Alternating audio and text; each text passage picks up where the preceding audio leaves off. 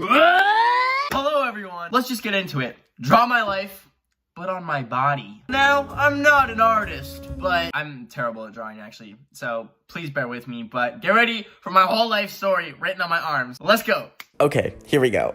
I haven't drawn in so long, and plus I'm literally writing on skin with my left hand on my right arm. So this is a recipe for disaster, but hopefully it goes well. Also, I'm using Pipsqueaks markers, which I haven't used since literally grade 4. So, anyways, I was born in Edmonton, Canada on September 8th, 1999 to my mom and my dad. I don't know how much I weighed, but I was probably fat, a big fat ugly baby. All babies are fat and ugly and I don't like them. When I was like a year old, we moved from Canada to Tewksbury, Massachusetts, USA, baby. My dad got a job. I can't remember what job it was. It was like something with computers, but it was a pretty big move. I don't remember much of it because I was, once again, a little grub. But we moved into this apartment building. We had like a little circle of friends. I'm sure it'd be very weird for me if I actually knew what was going on and not like a little brainless like fetus. But anyways, apparently I really liked rock collecting because there was like beaches and like the ocean, which I did not have back in Canada. And my mom would take me to the beach in Boston, but there was a nuclear reactor next to the water and my mom is scared of nuclear things, so we stopped going there. Now the job that my dad had laid him off, so he had to move back to Canada because we were only there on his work visa. So yes, I did live there, but for a very short time. So when we did end up getting back to Canada, I started school, but before that happened, my parents did end up getting divorced. Now, I obviously don't remember it. Once again, 1-year-old, little baby, little grub, doesn't know what's going on. And I've just kind of grown up with it. Like, it's never been anything that's ever like made me sad or anything. I've always just been vibing. And plus, both my parents lived in the same town, so like it worked out. I would spend a morning at my mom's house, then I'd go to school, and then I'd come back to my dad's house at night, and then vice versa each day. So when I got back to Canada, I started elementary school at a Catholic public school. Yes, those exist in Canada. You can go to public school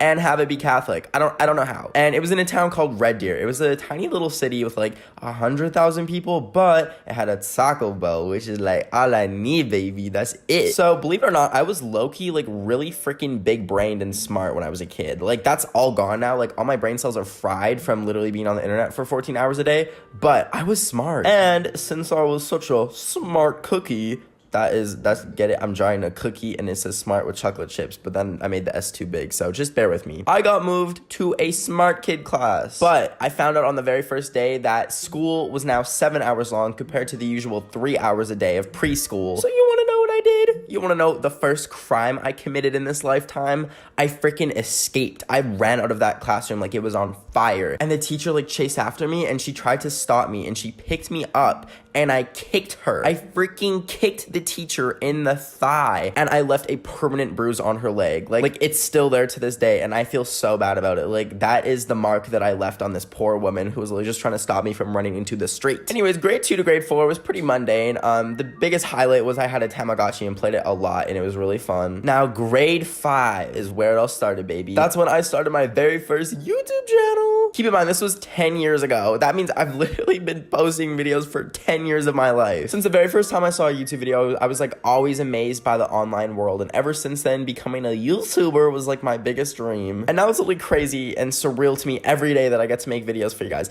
Anyways, we'll get way more sappy later. The channel was called Bobber's Video TV. You're probably wondering, what the heck is a Bobber's Video TV? That name came from Bobbers, which was just a word that I made up that I thought sounded funny. It was like Bobbers, but like, I don't know, I was on crack. And then TV came from Shane Dawson's YouTube channel, which was Shane Dawson TV. I don't know where the video came from. Like, video and TV is synonymous. Like, what's the point? Anywho, my very first video was a Justin Bieber baby parody called Bacon. So instead of baby, baby, baby, it was bacon, bacon. And listen, it freaking popped off. It got 10,000 views in a week. Keep in mind, this is 2010 when no one has social media, no one's on YouTube. So that was a lot for me. So anyways, I kept making videos and I had my best friend named Cooper who also did YouTube videos and we were vibing so much, but then he ended up going to a different middle school than me, which was really sad and tragic. But oh gosh, middle school. Here we freaking go. I started middle school not really knowing anyone, and middle school is what developed me probably the most, for better or for worse. For worse. Grade 6 was fairly mundane. I was getting used to a whole batch of new people, and not many people from my elementary school was there until I got my dog Kobe, who's my bae until I die. She's scared on the table, so I'm gonna put her back. She was sleeping. I'm a horrible person. I really woke her up for a YouTube video. Good night, Kobe. Grade 7, I developed my gaming addiction. Okay, you're gonna see me get very frustrated trying to draw a Minecraft block here. I don't know what went wrong. My freaking brown marker stopped working. The green marker didn't show up on my brown skin.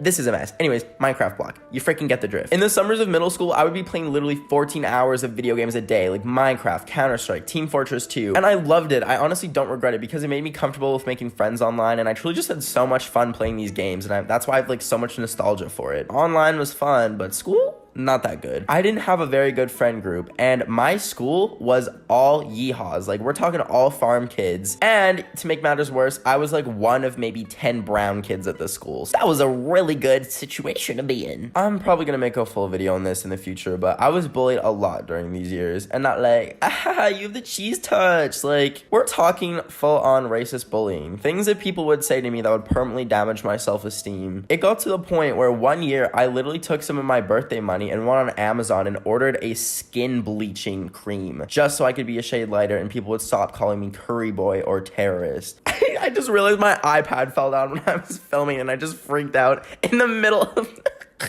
Anyways, yeah, it sucked. And I'm still extremely shy to this day. And I have trouble in groups of people that I don't know that well. But I promise you, once we get to know each other, we will vibe so hard. I love making friends now. It's great. Now, in grade 9, I got a really good freaking group of friends, including this girl who's an exchange student from Mexico named Ivana. I forgot to draw her, but anyway, she's one of those people that I drew. Okay, now on to high school. I met so many cool people there, did so many fun things. I was an exchange student in Japan. I did a school trip to Europe. I had a girlfriend for 3 months. But also a few bad things happened. My mom got a boyfriend who insisted we all move to a city that was 2 hours away, just when I had literally settled in with all my friends back in high school. A few weeks before we were gonna move, I decided to stay in Red Deer with all my friends and my dad, and it was honestly one of the hardest decisions I ever made. I ended up spending probably 2 years apart from my mom, only visiting her like maybe twice a month. And I'm not gonna lie, stuff got really dark. It was like any joy had like been sucked out of my life. I felt like everything was just all up in the air and everything just felt so gray. Like someone could come up to me and say they were throwing a party for me and Zendaya was there and my favorite meal of deep fried shrimp was there as well. And I would probably just start crying. Like it went from like sadness to numbness. Like even recently with all these amazing things happening to me, I still have times where I feel like completely numb. All right, anyways, back to the story.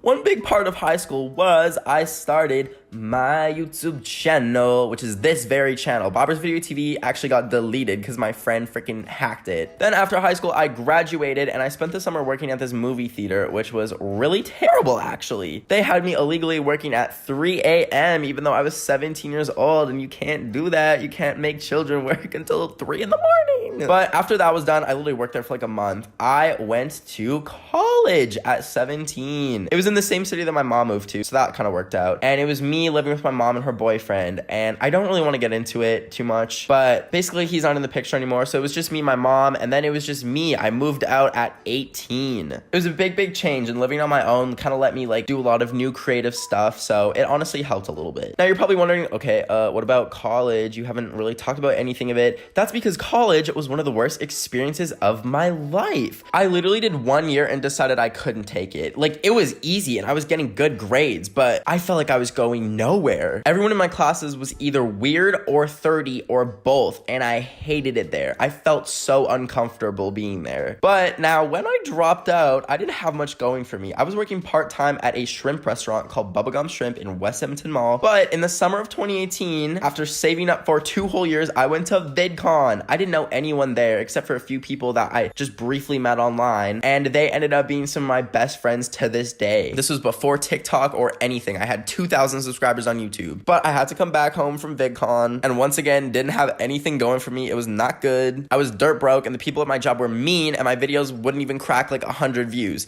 But that is when I started TikTok at the end of 2018. This was the single most life-changing moment of my life, not to be dramatic or anything. Within a month, I had 50K followers because of a video where I looked like Noah Centineo. And then, of course, the Bean video, the infamous Bean video that brought me like 300K followers, which was a lot for the time because TikTok was still really underground. And then right after that, I went to my very first playlist live, which was super fun. I got to meet so many of you guys. It was my first experience like meeting some of my supporters, and it was such a surreal experience. I could go on and on about all the amazing people I've met like within this past year, but that would be like a whole freaking 10-part podcast. So I just want to say every person who's been in my life has left a positive impact on me, and I love you so much. much. After playlists, I got to travel around America a lot. TikTok sent me to a bunch of different crazy events. I got to go to the MTV VMAs and the MTV Movie Awards. It was freaking crazy. I got to be on the red carpet. Like, what? I hit 1 million, then 2 million, then 3 million. Now we're almost at 4 million. Like, that's freaking crazy. I hit 100K, 200K, 300K, all on Instagram. I got my YouTube play button, which has always been a dream of mine. And just a few days ago, we hit 200K on YouTube. What the freak? But the absolute best part of this all has been you guys. I know it's so cheesy to be like, I love you guys so much. Thank you for the support. But this has truly been the most humbling and rewarding experience. I can never thank you guys enough for all the joy you've brought me. Well, I just realized I didn't do anything on that arm. Now, I'm probably getting ink poisoning every second that I keep this on, so I'm gonna go wash this off. But I just want to say thank you so much for watching this video. I've been wanting to do a Draw My Life for the longest time. Would it have looked better on paper? Potentially, but you get what you get and you don't throw a fit. I'll be back with like, I don't know, an Omegle video or something like that next week on Wednesday. If you enjoyed this video, please subscribe and turn on all post notifications. It truly does help a ton, and you can see some swagalicious videos every Wednesday. Also, make sure to follow me on Instagram, Twitter, and TikTok. It's all Ben of the Week if you want to check me out on there. I have so much fun content planned for you guys. I cannot wait for you all to see it. With that being all said, hope you have a good Wednesday. Take care. Ben of the Week. It's chill.